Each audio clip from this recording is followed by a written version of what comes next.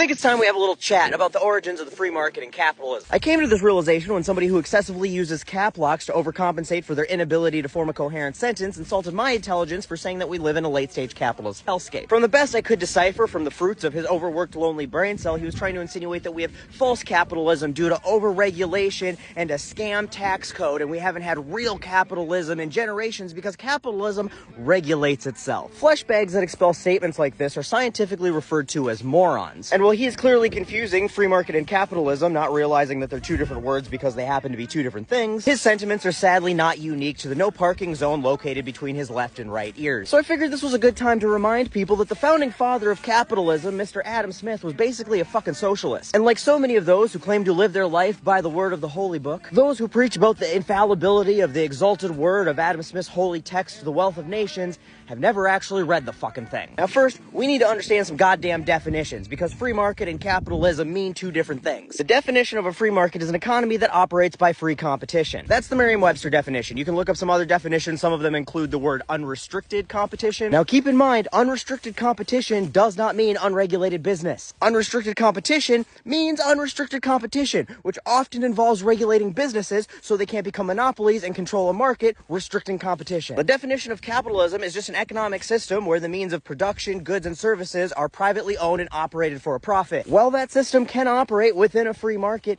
it doesn't have to. That's why it's called free market capitalism. But like in Russia, where a bunch of oligarchs own everything and they don't have a free market economy, that's still capitalism. Adam Smith published The Wealth of Nations before we were even a fucking country in 1776. The world looked a little different, especially when it came to governments and economies. It was kings and queens and shit. And at the time, the wealth of a nation was determined by the physical wealth controlled by any given nation within its borders at any given time. It's the big reason for, all the colonialism. They weren't interested in buying shit, they just wanted to take it and keep it. And he's like, hey, we should value the labor that the working class do as a currency and include that in the value of a wealth of a nation beyond just physical wealth. And instead of the rich hoarding all of the physical wealth, they should engage in free trade where they reinvest that into the market, because that will bring up all of the people on the bottom, which would increase the diversification of labor and the wealth of the nation. Now, you still with me?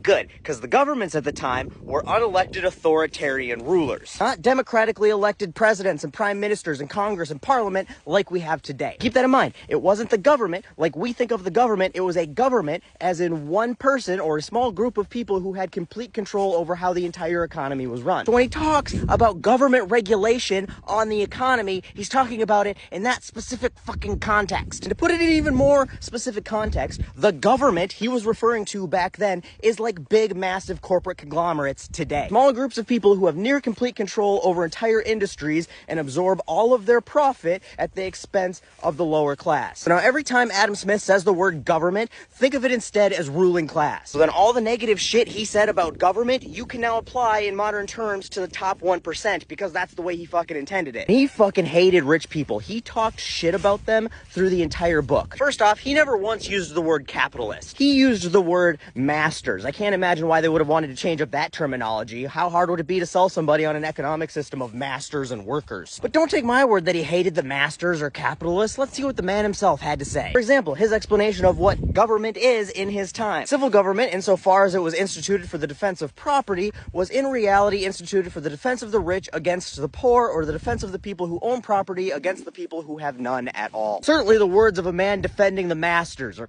capitalists, I'm sorry. Not sold yet? How about this, Jeff? The interest of the businessman is always different and sometimes opposite to that of the public. Therefore, any new law or regulation on commerce that come from this order should be carefully examined with the utmost suspicion, because this order of men generally have interest to deceive and oppress the public. In case you didn't catch on there, this order refers to the capitalists, the businessmen, the masters. Could be just me, but it almost seems like he's suggesting that we should be regulating businesses' ability to operate in whatever way they seem fit. Almost seems like the opposite of deregulating business if you pay attention to those pesky little qualifiers of this order. I wonder if he said anything about taxing the rich. I recall him saying the necessities of life come at great expense to the poor. They find it difficult to get food and they spend the greater part of their revenue getting it. However, the luxuries and vanities of life are the principal expense of the rich. Here's the good part. It is not very unreasonable that the rich should contribute to the expense of the public, not only in proportion to their revenue, revenue, but something more than that proportion. You know what we'd call that in modern speak? A progressive tax rate, or more commonly known as taxing the shit